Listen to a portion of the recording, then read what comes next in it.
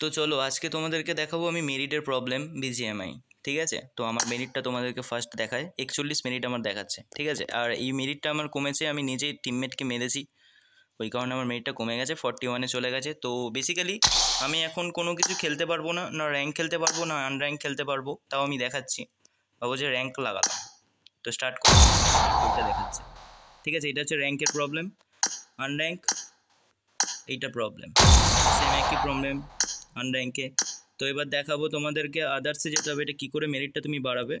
এই যে ম্যাপটা আছে বেটা, এইটাতে গেলে, এইটাতে যাওয়ার পর তোমাকে করতে হবে হচ্ছে হার্ড করলে যে লাগালে দেশ।